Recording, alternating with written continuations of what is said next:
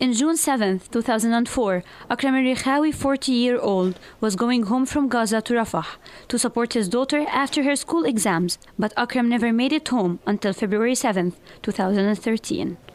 The Israeli forces imprisoned him under administrative detention. In response to the administrative detention, he went on a hunger strike that lasted for 112 days, which led to his release.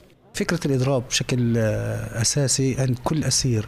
The idea of hunger strike exists in the mind of all prisoners as a way to take our rights from the occupation. I had 3 messages I wanted to deliver by my hunger strike. I wanted to shed lights on the fact that there are sick prisoners in the Israeli prison hospitals, which are not even qualified to be called hospitals. Second, death and life became equal to me. I am living to die in a prison whether I took medication or not, whether I eat or not. My hunger strike was leading me to death, and so did my imprisonment. Third, in what they call the Israeli law, a prisoner can be freed after spending 2/3 or 3/4 of his period of imprisonment. Although it's their law, but they only apply it to criminal prisoners, not Palestinians. So I wanted the world to know this. Akram has been held in Ramle Prison Medical Center since his arrest, as he suffers from many chronic conditions, including asthma. He suffered from severe complications due to medical carelessness, resulting in additional chronic illnesses such as diabetes, osteoporosis, high cholesterol, kidney problems, and immune deficiency, from which Akram now suffers. المعاناة معاناة شديدة جدا. The pain and injustice were massive, especially when coming from a Zionist enemy who cruelly commits crimes against children and women during the aggressions on Gaza. I almost spent the 9 years in the Ramle Prison Hospital. It was a prison but with rooms doors open since none of the prisoners were able to even walk. The Israelis do offer medication, but they always do when it is too late. They make the prisoners suffer to the max before giving us any medication. As I read in what they call Torah, they should not treat an enemy who can fight them back.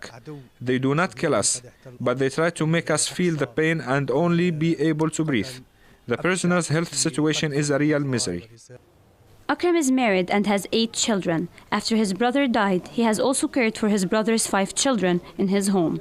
Shadi, his brother, has been imprisoned for more than 7 years. Akram's mother has died during his imprisonment.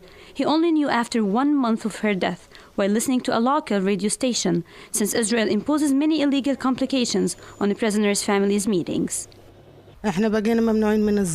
We were not allowed to visit Akram. The only way of communication was through the lawyers and the Red Cross. He did not see his kids for all those years, that he didn't even recognize his children when he was released. We were very worried he would die during his hunger strike, but thank God we are happy now he is among us. When my dad was in prison, I felt that I'm not living in a complete family.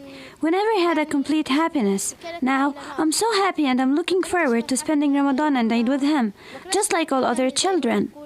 Akram urges on the international community and the human rights organization to care for the Palestinian prisoners' conditions in the Israeli prisons, and especially Samir Isawi, Jafar Azzeddin, and Tariq Qa'dan, who are still on hunger strikes. Akram is only one of hundreds of Palestinian prisoners suffering from administrative detention in the Israeli jails. Hala Safadi Press TV, Gaza.